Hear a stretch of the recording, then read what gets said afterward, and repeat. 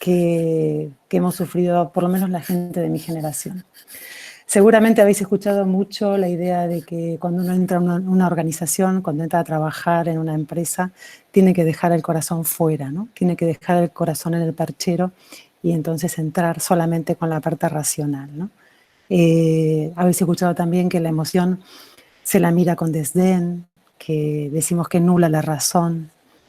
Hemos sido educados para pensar, para ejecutar, para cumplir, muchas veces también para agradar, ¿vale?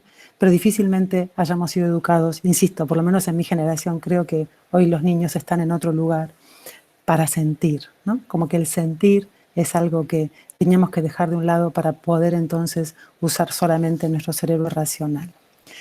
También es cierto que dentro de esta mala prensa que han tenido las emociones, tiene que ver también con que confundimos las emociones con el desborde emocional, ¿no? Decimos, bueno, si alguien se emocionó es que se desbordó, es que lloró, es que gritó, es que hizo, ¿no? un algo que ya me asusta, ¿no? En nuestra experiencia, cuando nosotros certificamos coaches profesionales y trabajan con clientes de coaching, cuando la persona llora o se desborda, siempre nos encontramos con eso. ¡Ah! ¡Ay, Dios mío! ¿Qué ha pasado? Ha llorado, ¿no? Como si fuera algo terrible. Yo siempre digo que las lágrimas limpian, que las lágrimas simplemente son agüita y que como coaches lo que tenemos que dejar es que las emociones surjan, que aparezcan. Luego veremos qué haremos con ellas. Pero es importante hacerlas surgir, hacerlas de alguna manera expresarse, ¿no? También socialmente pensamos que hay emociones que son positivas y otras que son negativas. No sé qué pensáis sobre esto, ¿no? Si yo os pregunto a ustedes, por ejemplo, ¿alguno de vosotros sois celosos? Me gustaría que levanten la mano el que diga que sí. No os veo las caras. Si pueden poner las cámaras lo más mayor que puedan, así podemos conversar. ¿Alguien de aquí es celoso? ¿Nadie? ¿O celosa? No me creo nada. ¿Envidioso? ¿Envidiosa? Tampoco. Algo así, ¿no? Mónica dice algo así. Bueno, tengo una mala noticia para vosotros. Todas las emociones no son posibles, incluso aquellas que socialmente no están bien vistas y que intentamos tapar, ocultar, pensar que no existen, ¿no? Todo lo humano nos es posible, por tanto, no hay emociones que no hayamos pasado, que no hayamos transitado. De hecho, si en algún momento dices yo no me emociono es porque estás muerto, eso seguro, ¿vale? La idea es que todo el tiempo nos estamos emocionando y que todas las emociones son posibles. Pero claro, cuando te dicen no seas celoso, no seas celosa, no llores, no tengas esa rabia, nosotros empezamos ahí a construir esa ceguera emocional de la que estamos conversando ahora. Si nos dicen que hay emociones que son posibles y otras que no son posibles, pues resulta que imaginamos o tenemos la fantasía que hay emociones que a mí no me tocan. La buena noticia es que nos tocan todas las emociones y por eso podemos empatizar con otros que tengan las mismas emociones que nosotros, ¿vale? También es verdad que de acuerdo a la sopa cultural en la cual nos hemos criado, estas emociones, algunas son posibles y otras no. Si yo les digo Argentina, tango, ¿qué imagen tienen? Puede abrir alguien el micrófono. Argentina, tango, ¿qué emoción es posible en Argentina, en Buenos Aires? Nadie escuchó nunca un tango, no me digáis. La melancolía, la mujer que me dejó, ¿verdad? La tristeza. Gardel. ¿Qué cosa que ha dicho, Jorge? Gardel. Ah, Gardel, claro, ¿vale? En Argentina tenemos algunas emociones que nos caracterizan y que son parte de la cultura y que no nos asustan, ¿no? Aquí tal vez la tristeza está peor vista, ¿no? Yo por lo menos en mi pasaje por los dos países he encontrado que aquí hay que estar alegre, hay que estar feliz y siempre para arriba, ¿no? Y eso es lo que la cultura predomina, lo que la cultura me manda, lo que la cultura de alguna manera organiza la forma en que yo me emociono, ¿vale? Lo cierto es que hasta que a Goleman no se le ocurrió ponerle a la parte, a las emociones, ponerle la palabra inteligencia. Eso fue tal vez el logro mayor de Goleman. Las emociones estaban como puestas hacia un lado, ¿no? De golpe, cuando hablamos ahora de inteligencia emocional, sabiduría emocional, pues estamos entonces entrando en otra liga, ¿no? Y claro, cuando la ceguera emocional no solamente produce desconexión con otros, produce incapacidad para descubrir mis propios fenómenos afectivos, incapacidad para nombrarlos, ¿no? A veces tú le preguntas a una persona, ¿pero qué sientes? Bueno, no sé lo que siento, ¿no? O no siento nada, o no saben nombrar, no saben poner matices, no sabemos, ¿vale? Tenemos incapacidad también para gestionar nuestros propios sentimientos cuando estamos en esa ceguera emocional. Nos falta muchas veces flexibilidad, asertividad, cintura, para cuando hay cambios, para cuando se producen cambios. También esa ceguera emocional produce incapacidad para generar relaciones afectivas que sean de calidad, relaciones afectivas que sean significativas para nosotros, ¿vale? Por eso decimos que a veces vemos a esas personas que son ciegas emocionales, decimos, bueno, son frías, son distantes, poco empáticas, etcétera, etcétera, ¿vale? ¿Qué pasa? Las emociones son importantes para decidir. Sin emociones no podemos tomar ninguna decisión. Por tanto, detrás de cada decisión hay una emoción. El tema es si esa emoción me ayuda o no me ayuda para la acción que yo quiero emprender. Dicho de otra forma, yo tengo a la mano una determinada cantidad de acciones en relación con la emoción que tengo. Es decir, si yo quiero, por ejemplo, pedirle un aumento de sueldo a mi jefe o a mi responsable y veo que está de mal humor y que acaba de perder un negocio o que se acaba de divorciar, pues probablemente no tenga a la mano una acción que me beneficie a mí porque está en una emoción que no lo predispone para ello. Por tanto, las emociones nos predisponen para una acción y no para otras, ¿vale? Entonces, empecemos a pensar que sin conciencia emocional no hay posibilidad de gestión de las emociones. Si yo no sé lo que me pasa, si no tengo un espejo, si no tengo un self, ¿vale? Es imposible entonces que gestione las emociones.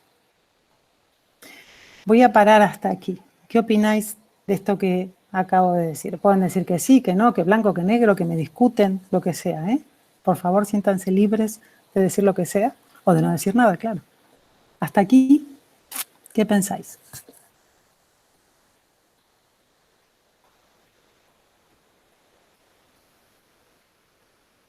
Dale, Marga, tira tú.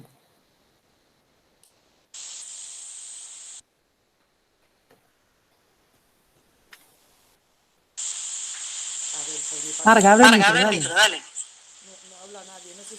¿Cuántas margas estamos aquí hoy? ¿Qué has dicho? Que no sé cuántas margas somos aquí hoy. Ah, vale. Vale. ¿Te estabas refiriendo a mí? Sí. Pensaba, bueno, a ver, nada, ¿no? hasta aquí. Súper de acuerdo con lo que dices, sí. Totalmente. Bueno.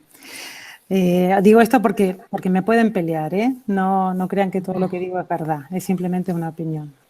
Vamos a hablar entonces ahora, si os parece bien, de la conciencia. Decíamos, sin conciencia no hay gestión. Si yo no sé lo que me pasa, no puedo gestionar lo que me pasa. De hecho, estamos el 90% del tiempo hablando con nosotros mismos y si no sabemos lo que nos decimos, si no sabemos las emociones que provocan aquello que nos decimos, pues difícilmente vamos a poder gestionar. Entonces, vamos a ver la primera cosa. Las emociones son disparadas por algo. Hay algo que ocurre y entonces me pasa a mí una emoción, me atraviesa una emoción, ¿vale? Hay un disparador y algo que me pasa a mí. Si yo pego un grito aquí, hago ¡ah! no lo voy a hacer, ¿eh? Pego un grito, ¿vale? Probablemente alguno de ustedes cierre el micrófono, se vaya, desaparezca, ¿vale? Otro diga, ¿qué te ha pasado, Silvia? Otro diga, está haciendo un juego, ¿vale? Cada uno interpretará ese disparador como quiera, ¿vale? Por tanto, un mismo disparador produce emociones diferentes. Cuando yo digo que estoy triste por algo, ¿vale? Puede pasar que por la misma cosa otra persona no esté triste. Esté rabiosa, o esté contenta, o esté enojada, o tenga otro tipo de emoción, ¿vale? Por tanto, fíjense lo que pasa aquí. Entre el disparador y lo que me pasa hay un espacio. Hay un espacio de interpretación en el cual yo puedo hacer algo. Lo que pasa y lo que interpreto, las gafas que me pongo para mirar lo que pasa, hay un espacio. Entonces, hay algo que puedo hacer con eso. Por tanto, muchas veces decimos cosas del estilo, tú eres la causa de mi infelicidad. ¿Habéis escuchado esa frase? ¿La habéis dicho alguna vez? Seguro que decirla no, pero escucharla sí. Vale. Cuando digo eso, ¿qué estoy diciendo? Estoy diciendo que ese disparador, esa persona, esa pareja, ese hijo, esa madre, ese padre que viene a lo mejor rabioso a casa, es la causa de que yo esté infeliz. No es así. Puede invitarme a la felicidad, a la infelicidad. Puede invitarme a la rabia si esa persona está rabiosa. Pero yo tengo el poder de hacer algo con eso, de interpretarlo de una forma o de otra. ¿Vale? Entonces, primera idea, ¿no? Lo que dispara la emoción no es lo que termina produciendo mi emoción. Está separado. ¿Vale hasta aquí? ¿Me compran esta idea? ¿Sí? Sí. Me han dicho que sí, es que Carlos me asiente y me da ganas de seguir. Seguimos. Las emociones, decíamos antes que en vez de decir que son negativas o positivas, ¿no? Vamos a decir que todos los fenómenos afectivos tienen una intención positiva. ¿Vale? Claro, parece raro porque estamos acostumbrados a blanco-negro, a negativo-positivo, a los polos de la pila, no sé qué. Siempre pensamos en forma binaria, incluso todos los ordenadores están construidos así, ¿no? Pero lo cierto es que sí, que las emociones, los fenómenos afectivos, todos tienen una intención positiva para nosotros. ¿Esto qué quiere decir? Tienen un mensaje. Es como si fuera un cartero que nos trae una carta, abrimos la carta, ¿vale? Y la emoción nos dice algo, ¿vale? Voy a poner ejemplos de esto. Por ejemplo, el miedo. ¿Qué nos dice el miedo? Bueno, el miedo anticipa el futuro, ¿no? Cuando tenemos miedo, hay algo en el futuro que va a pasar en donde nosotros pensamos que no tenemos recursos. Por tanto, el miedo hace un escáner de nuestros recursos y dice, ¿tengo o no tengo? ¿Tengo miedo? ¿Vale? Si no los tengo, o si voy a tener un reto muy, muy, muy superior a mis recursos, llego del miedo al pánico. Si es un poquito inferior, pues puedo tener miedo y hacer algo con miedo, ¿verdad? Pero lo cierto es que me trajo un mensaje, ¿no? Por mi cuerpo pasa un mensaje. Empiezo a tener las manos, suben las manos, tengo adrenalina, bueno, todo lo que pasa en forma biológica, ¿vale? Entonces, cada emoción tiene una intención positiva. La rabia, ¿no? Hace que tenga que poner un límite. La tristeza tiene que ver con, muchas veces, con lo que he perdido, con valorar aquello que he perdido, ¿vale? Si pensamos que las emociones no son ni buenas ni malas, podemos pensar que si tienen una intención positiva, entonces lo interesante es intimar con esas emociones. Cuando digo intimar, es dejar que la emoción me atraviese, ver qué me está queriendo decir, escucharla, escuchar mis pensamientos, escuchar mi cuerpo y ver qué hago luego con eso. ¿Vale? Entonces, me gustaría aquí volver a parar. ¿Podéis comprar esta idea? de que no hay emociones buenas ni malas, sino que todas tienen una intención? ¿Hay alguna emoción que ustedes ven que a lo mejor no tenga una intención positiva y la podamos comentar?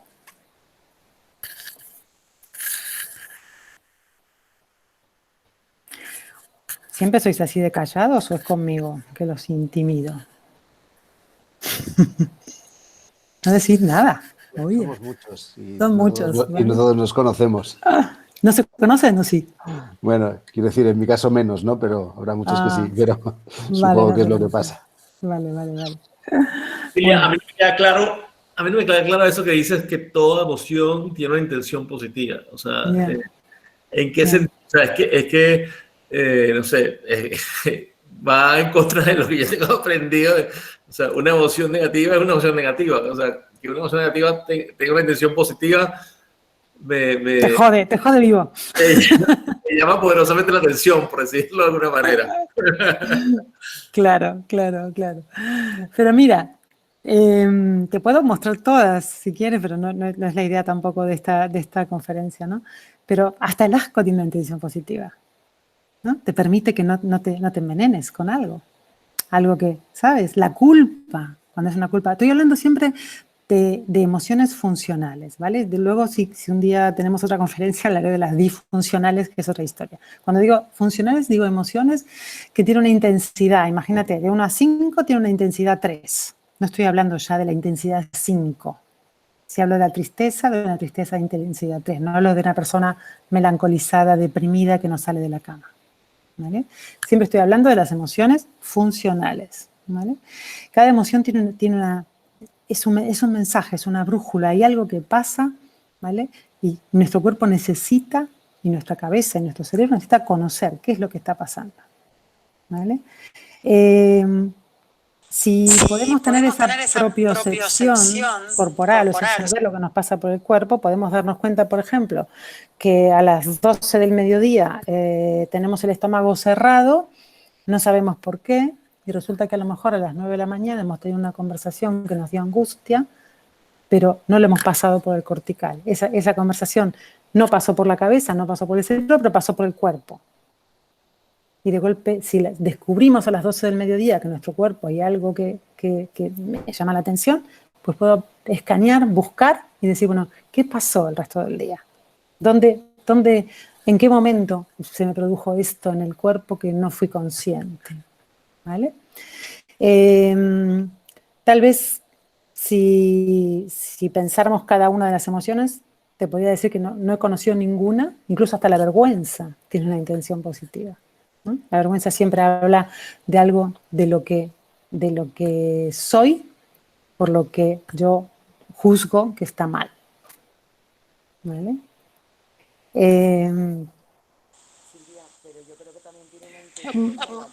Sí. No entendí esa definición de vergüenza. Perdón. No sé si entendí bien. ¿Puedes repetir tu definición de vergüenza? ¿O de qué? Vale. La vergüenza, por ejemplo, es una emoción que habla de que algo de lo que soy está mal, diferente de la culpa, que dice que algo de lo que hice está mal. ¿Vale? Son dos emociones distintas. ¿Vale? Otra idea. Voy a romper ideas, ¿eh? Luego ya discutiremos, parlaremos, como dicen acá los catalanes. Las emociones decimos también que no se pueden controlar. Fíjense que todo el tiempo yo estoy hablando de gestión, ¿no? ¿Por qué hablo de gestión y no hablo de control? Porque cuando pensamos que una emoción se puede controlar, estamos pensando que esa persona no debería tener la emoción que tiene. Debería tener otra emoción. Escuchen esto. Decimos, tú no deberías estar celoso. Tú deberías estar muy feliz por tener un hermanito. No estoy feliz, estoy celoso y lo quiero matar. Es lo que le pasa. ¿Vale? Entonces, cuando yo no controlo, no juzgo. Decimos que intentar controlar las emociones es igual que intentar controlar un estornudo. Finalmente sale. ¿Vale? En este punto es interesante pensar que la emoción me pasa, soy inocente de la emoción, de lo que me pasa. No soy culpable de la emoción que tengo. Sí puedo ser responsable de cómo la gestiono. Son dos situaciones. Primero es self, de lo que siento, no soy culpable. Me pasa que tengo rabia, me pasa que tengo amor, ¿no? Decimos, todo el mundo se enamora de alguien y probablemente no lo puede pensar, simplemente se enamora, ¿no? Y muchos nos enamoramos de la persona incorrecta, ¿vale? Y por más que nos digan racionalmente que es incorrecto, pues nuestro corazón está ahí. Por tanto, somos inocentes de las emociones que tenemos,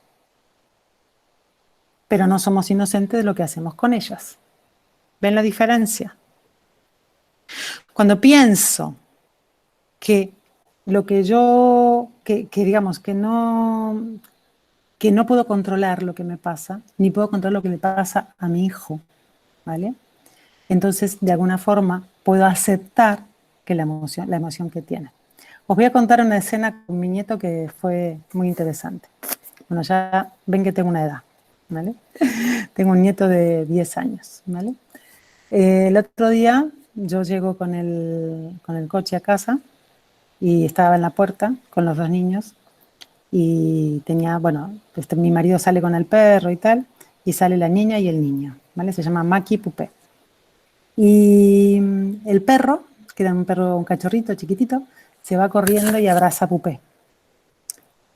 Y Maki mira y dice, el perro quiere más a Pupé que a mí, ¿vale? Y se empieza a poner mal, se empieza a poner mal y se empieza a poner mal.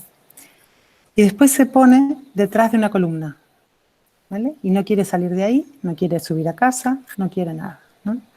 Entonces yo miraba desde este punto de vista, ¿no? Lo que le estaba pasando, ¿no?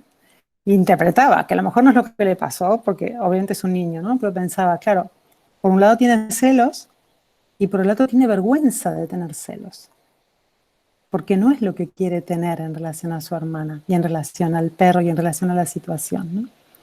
Entonces pensaba, ¿qué hacemos los adultos para que los niños puedan entender que lo que les pasa no son culpables de ello? Y cómo pueden entonces gestionar esas emociones. ¿Vale? ¿Cómo vamos hasta aquí? ¿Alguna duda? ¿Algo que me quieran contar?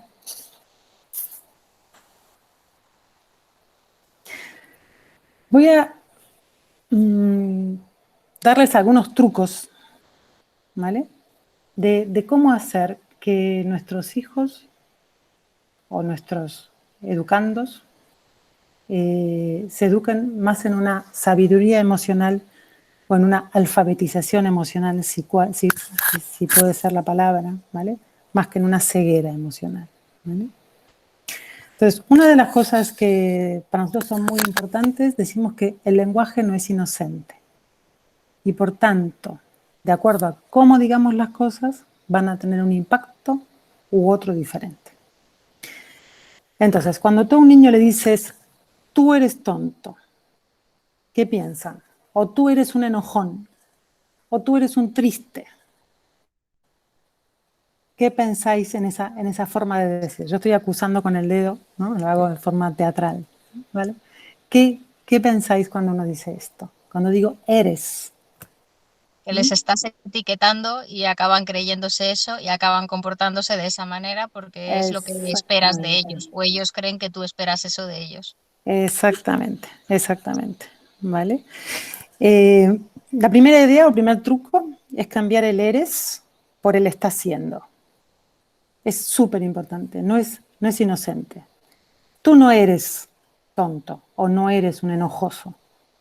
Estás siendo, te estás enojando ahora, pero mañana a lo mejor puede ser un niño alegre, un niño feliz, un niño diferente, ¿vale?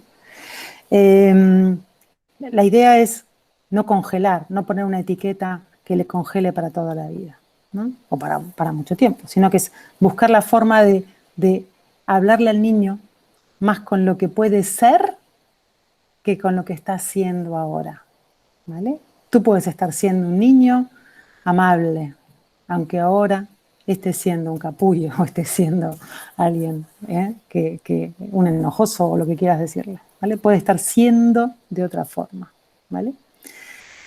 La otra idea, el otro truco, ¿no? para alfabetizar a los niños es evitar decir lo que debes sentir es esto. ¿Cuántas veces nos han dicho a nosotros esto? Lo que debes sentir. El niño siente lo que siente, insisto, es inocente de lo que siente, no es culpable de lo que siente. Cuando decimos debe sentir, lo que el niño hace es embotellar la emoción, salir luego disparado, camufla, ¿no? Si no debo sentir esto, entonces ¿qué debo sentir? ¿Debo sentir amor cuando tengo celos? Bueno, voy a camuflarla y voy a intentar que me vean que estoy amoroso cuando en realidad estoy celoso. Eso lo que hace es que el niño no confíe en lo que siente. Fíjense qué duro es esto que acabo de decir. Cuando uno no confía en sí mismo, nosotros la cosa más íntima que tenemos es nuestra propia cabeza, nuestra propia corporalidad. Cuando le decimos que debe sentir otra cosa a lo que siente, deja de fiarse de lo que siente. Por lo tanto, se desconecta de su propio sentir, de su propio deseo. ¿Vale? Entonces, evitar todas esas cosas. ¿Vale? Otro truco. Perdón. Una pregunta, Silvia. Dale. ¿Cómo tratas en ese sentido el llanto? Porque el llanto al final es la manifestación, no es el sentimiento. Pero un niño que se refugia en un llanto y tú le dices no llores, no porque a ti te moleste el hecho de que llore o porque muestre debilidad, sino simplemente por el hecho de que se refugie en el lloro, ¿cómo lo tratarías en ese sentido? ¿Le estás dando esa etiqueta y estás haciendo lo mismo que nos decías ahora con relación al sentimiento porque lo exteriorice a través del lloro? Mira, a ver, nosotros no hemos prometido ser padres perfectos, ni los niños nos prometieron ser perfectos. O sea, borraos eso de la cabeza, ¿vale? Por tanto, mi idea es, no nos asustemos por lo que pasa, no nos asustemos porque lloren. Nosotros somos el adulto, ¿vale? A veces nos asustamos porque pensamos que se va a eternizar, que van a ser unos llorones toda la vida. O sea, imaginamos cosas que de verdad nunca van a ocurrir. Y desde esa fantasía es que si intentamos el control, ¿no? En cada situación seguramente será distinta, pero lo que hace muchas veces el miedo, ¿no? El miedo a que, no, sobre todo cuando tienes hijos adolescentes, ¿no? Que dice, bueno, ¿y va a ser adolescente toda la vida? Pues no, cuando tenga 30 no, ¿vale? Pero por ahora, ¿vale? Entonces, tener espaldas, ¿no? Para ser el adulto y pensar que lo que pasa es lo que pasa. A lo mejor durante 1 año, 2 años, si es un niño pequeño, es más llorón que otros. ¿Y qué pasa? ¿Qué hay de malo en eso? ¿Vale? Decíamos antes, dejar que la emoción lo atraviese, dejar que intime con la emoción. Si quiere llorar un rato, déjalo, ya va a venir. Es respetar lo que la otra persona le está pasando. No sé si he contestado a tu pregunta. Bueno, creo que es un caso más específico, es decir, cuando es verdad que algo ocurre y que ves que necesita llorar, pero a mí me preocupa el uso que hacen del lloro como herramienta de manipulación, uy, me van a echar la bronca, lloro. Y si en ese momento tú no eres capaz o no tienes la posibilidad de decirle no llores, porque ya te contestan, tengo derecho a llorar, ¿cómo administras esa situación sin herirles o sin etiquetarles o sin hacerles entender que tienen de verdad derecho o la posibilidad de llorar cuando tienen una sensación que les abruma, pero no utilizar ese lloro como una palanca de... Claro. Sí, aquí tendríamos que mirar un poquito más el caso, pero fíjate, la idea siempre es hacer un contrajuego, ¿no? Él te invita a un juego. Es un juego manipulatorio en el cual cuando llora obtiene lo que necesita. O de alguna forma el adulto se lo da o lo que quieras, ¿vale? Hacer el contrajuego. Pues si cuando llora obtiene lo que necesita, pues cuando llora no lo obtiene, ¿no? Hay distintas formas, habría que ver un poco más el caso, ¿no? Pero lo cierto es, si es un llanto manipulatorio o porque está queriendo obtener algo, pues buscar la forma de romper ese juego, ¿no? Hay distintas formas de hacerlo, pero una puede ser esta que te estoy contando, que es, bueno, si quiere esto, pues entonces, si con el llanto obtiene esto, pues entonces no lo obtiene. Lo obtiene cuando deja de llorar, ¿vale? Pero seguramente hay más cosas ahí que no estamos viendo, Carlos, pero te invito a conversarlo si quieres más en detenimiento, ¿no? Pero en principio, no asustarnos, truco, no asustarnos, poner la espalda, dejar que el niño intime con la emoción, dejar que la emoción haga su trabajo, ¿vale? Hay un trabajo por hacer, una intención positiva que la emoción tiene, dejar que haga su trabajo, ¿vale? Hay veces que la ayuda no pedida daña, ¿vale? Si el niño está enojado, pues a lo mejor no necesita que yo vaya a calmarle. Quiere estar enojado y quiere encerrarse en su cuarto, quiere ponerse abajo de la cama. Bueno, por un rato no pasa nada, ¿vale? Más trucos. Mostrarse o mostrarnos desde el ejemplo. O sea, también nosotros ser vulnerables, ¿sí? A veces como padres, intentando proteger a los niños, pues no mostramos tampoco nuestras emociones. O intentamos ser como más, ¿no? Yo no me enojo, ni grito, ni... No. Pues a lo mejor mostrarnos más vulnerables es también la forma, porque ellos entienden que a modo de ejemplo, ellos también pueden mostrarse vulnerables. Y ellos también tienen derecho a, ¿vale? Otro truco, si tienen hermanitos o tal, o están con amigos, lo que fuera, es buscar fórmulas para que entiendan y empaticen con las emociones de los demás. Si nuestro hijo está jugando con alguien, la otra persona está enojada, pues entonces, mira, está enojado su tanito, déjalo, luego ya vemos, ¿vale? Buscar fórmulas para que también empaticen y puedan respetar las emociones de los demás. Una última cosa que se me ocurre ya para cerrar y luego si quieren abrimos el turno de preguntas. Si tienen la posibilidad de tener más de un niño, 2 o 3 o 5, no sé si alguien tiene 5, 6 o 7, os vais a dar cuenta que con algunos, por ejemplo, con alguno de ellos, la relación es fácil, las emociones que tienen yo las entiendo, me parece que tienen las mismas que yo, ¿vale? Y el otro niño o niña resulta que, bueno, no entiendo por qué se pone triste cuando se pone triste, cuando debería ponerse contento, lo entiendo menos, comparto menos sus emociones, empatizo menos con ellas, ¿vale? Es interesante mirar esto, porque muchas veces con aquel que empatizo menos, es justamente con aquellas emociones que yo por algún motivo tengo más bloqueadas, más escondidas, más camufladas, que por lo que sea no me permito. Y justamente ese otro hijo en el cual le entiendo menos, termina siendo algo así como la proyección de mi propia sombra. Aquello que yo no quiero ver de mí, pues justamente, ¿vale?, lo tiene este otro niño o niña. Entonces, ojo a veces, ¿vale?, con esa proyección.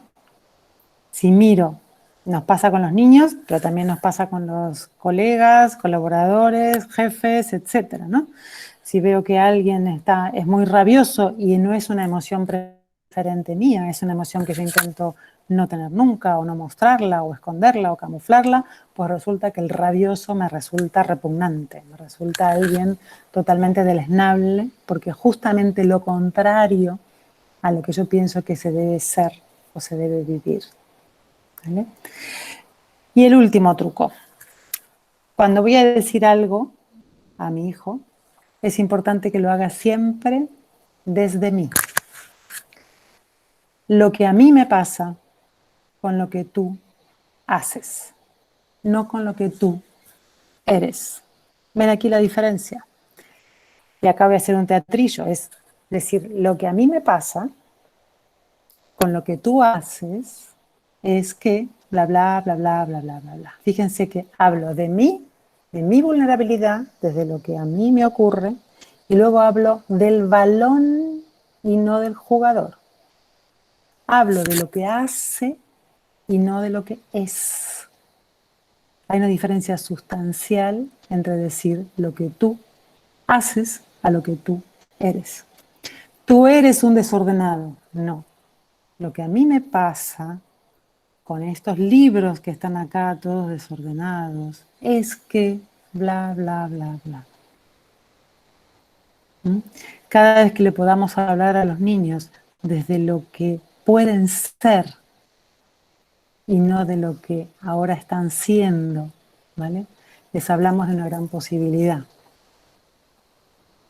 Nosotros podemos decir, hoy está siendo alguien que no estudia o está enojado o lo que fuera, pero yo sé quién tú eres. Tú para mí eres el ser que puede hacer X, X, Y. ¿Vale? Son formas de hablar que invitan a accionar, a pensar, sobre todo a desarrollar a los niños desde otro lugar. ¿Vale? No quiero pasarme de tiempo, sé que estamos en los 45 y las preguntas, así que os invito a abrir la cámara y a abrir la rueda de preguntas. Sé que rompí muchos esquemas hoy, pero bueno, a ver, alguno. Alguien que me pelee. Bueno, yo más que pelear, vale. Creo que los padres, tenemos lo que hemos mamado de nuestros padres y antiguamente quizá esto de reconocer las emociones no era algo que se practicara. Podías a lo mejor empatizar con esa emoción y saber que el niño estaba enfadado, bueno, el niño o persona adulta, o sea, quien sea, puedes entender esa emoción, pero a lo mejor no sabemos comportarnos de forma empática. Y yo personalmente con mis hijos, tengo 3 hijos, algunos de los papás que están aquí me conocen y lo saben, pero bueno, tú que no me conoces lo digo, y a lo mejor con uno de ellos, que es un niño pues que a lo mejor emocionalmente es como muy estable, las cosas fluyen fácilmente, y aunque yo en algún momento le doy mi opinión, que sin querer a veces estoy juzgando, el niño no lo malentiende, pero en el caso de los otros 2 hermanos que son emocionalmente más explosivos, me he dado cuenta que tener un comportamiento más empático, intentar no manifestar lo que estoy pensando, sintiendo, lo que sea, sino más bien decir, entiendo que ahora mismo, pues siguiendo el ejemplo de Carlos, ¿no? Que esté llorando el niño, entiendo que ahora mismo estás muy triste. ¿Hay algo que pueda hacer por ti? ¿Cómo te puedo ayudar? En lugar de decirle lo que yo haría si fuera tú, no le digo nada y espero. Y creo que a mí eso me ha marcado un antes y un después en la forma de comportarse de ellos. Pero los padres no sabemos hacer eso porque nadie nos ha enseñado. Total. Y bueno, yo es algo que ya, bueno, porque trabajo con psicólogos, con estos 2 niños en concreto, pues a lo mejor por eso me han ayudado con estas herramientas. Pero si no me las llegan a decir, yo estaba perdida con unas broncas brutales. Total, total. Entonces, fíjate, 2 cosas. Una, la empatía se entrena, ¿vale? Hay 2 tipos de empatía, la cognitiva y la emocional, ¿vale? La empatía emocional se entrena, con lo cual, si tú la entrenas desde la influencia, desde lo que dices tú ahora, ¿no? Tú estás diciendo, ¿qué puedo hacer por ti? No estás diciendo cómo se tiene que sentir. Hay una diferencia abismal en lo que acabas de decir. Brutal, ¿no? Porque el niño siente lo que siente y es inocente, insisto en esto. Y tú le estás diciendo cómo te puedo ayudar en esa tristeza o en ese llanto o lo que sea, ¿no? Le estás aceptando lo que siente y poniéndote a disposición. ¿Vale? Totalmente diferente a lo que hacían nuestros padres con nosotros. Nos daban una hostia y nos decían, ala, ¿verdad? Muchas gracias. Pensar eso, que la empatía se entrena, es importante, ¿eh? Porque a veces pensamos, mi hijo no es empático, no entiende nada. No, se entrena y el entrenamiento lo hacemos nosotros marcando cómo, ¿vale? Lo digo por si ayuda a Carlos por ahí el tema también, porque yo lo he vivido mucho en primera persona y es verdad que sin querer te sale el que juzgas y le dices, venga, ánimo y puedes hacer esto y puedes hacer lo otro, y en ese momento el niño no necesita que le digas nada de eso y te sale el tiro por la culata y al final estás como mucho más enfrentado. Total. Entonces, bueno, total. por si ayuda, Carlos. Total. ¿Qué más? ¿Con qué se han quedado? ¿Qué preguntas tienen?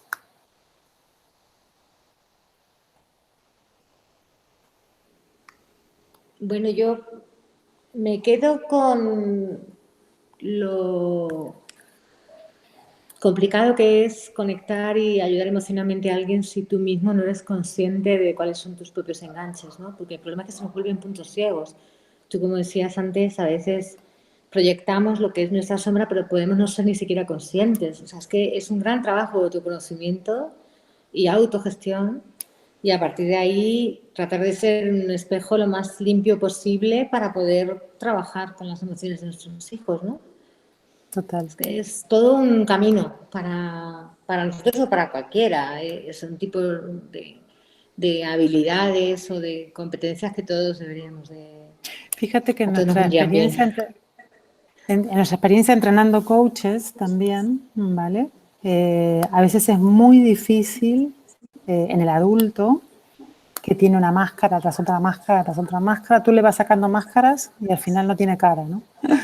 Porque no ha podido conectarse con el deseo. El deseo es el motor de la repulsión para ir a cualquier reto, ¿no? Pero para que te llegue el deseo, tienes que saber quién eres y lo que te pasa. Y tienes que confiar en que lo que te pasa es legítimo y está bien, ¿no? Por tanto, para mí es súper, súper importante esta idea que estás trayendo, de primero, sin conciencia no hay gestión. Tú no puedes gestionar lo que no conoces. Por tanto, si yo como adulto no conozco, ¿qué puedo gestionar? Ni lo mío ni lo del otro. Tengo que tener primero ese espejo y conocerme, ¿no? Y luego ya podría empatizar, reconocer en otros, ver, ¿no? Pero primero tengo que tener ese espejo de qué me pasa a mí, ¿no? Gracias.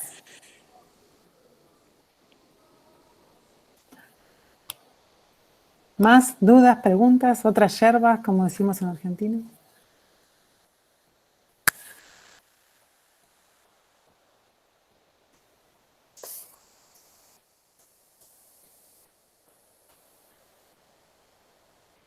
Parece que no, que ha quedado todo claro.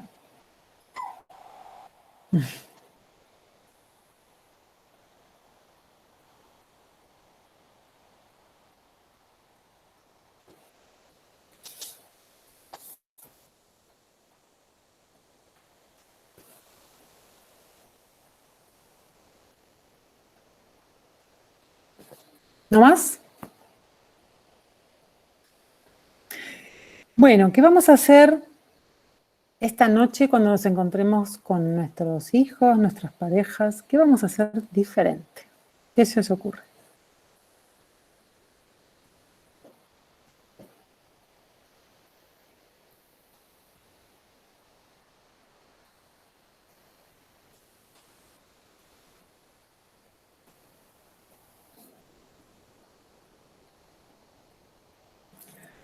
Nadie dice nada.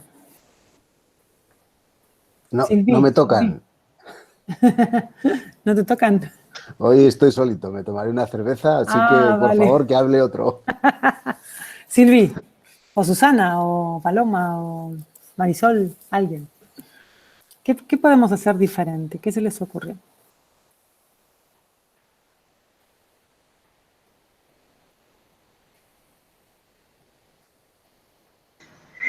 Silvia, yo te voy a dar mi opinión. A ver, dale. Yo considero que de lo que me llevo, de todo lo que nos has contado, ¿sí? Para mí es fundamental cuidar el lenguaje.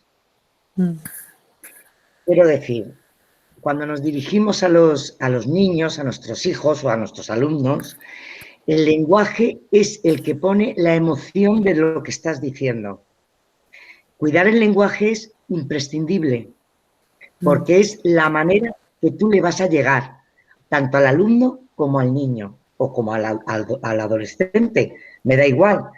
Ya no nos metemos en parejas o en matrimonios, pero creo que cuidar el lenguaje es lo que yo me llevo hoy de aquí, que es muy, muy importante. Súper, genial, genial. Sí, a veces pensamos que las personas en general no se enojan por lo que decimos, sino que se enojan por cómo lo decimos, ¿vale? Por tanto, elegir las palabras, pensar para qué voy a decir lo que voy a decir, ¿no?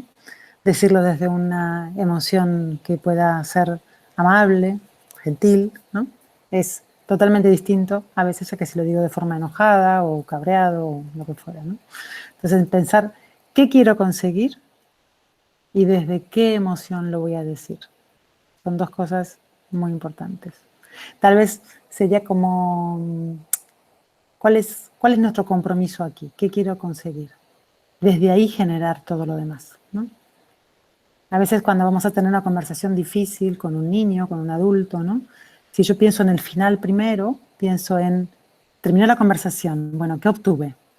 ¿Qué cambio de comportamiento es el que estoy buscando con este niño? ¿Vale? Si pienso en el final, lo que quiero conseguir, pues entonces luego veo cuáles son las herramientas que tengo, los recursos que tengo para eso.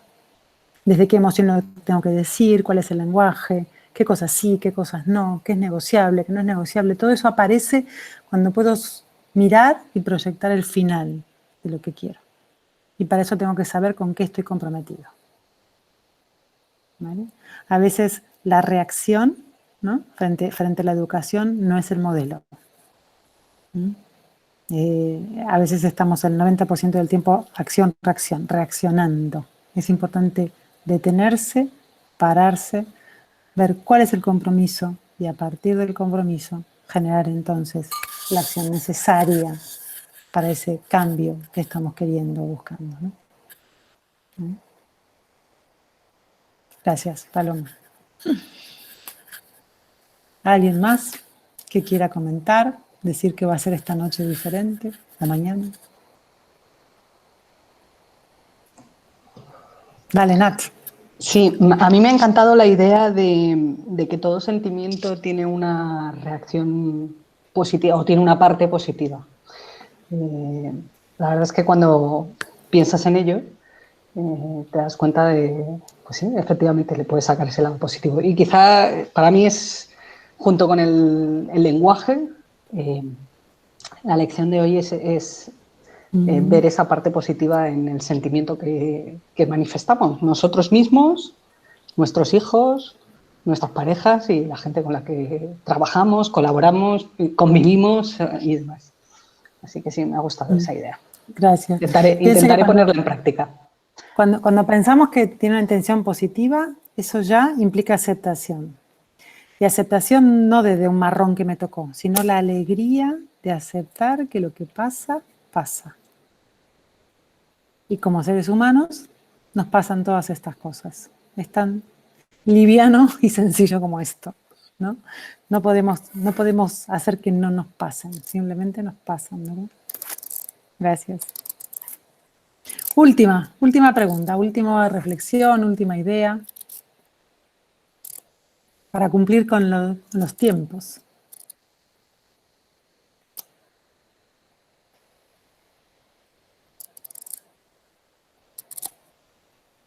Si no hay más, solo agradeceros que estéis aquí, que me hayáis escuchado, que hayamos podido compartir.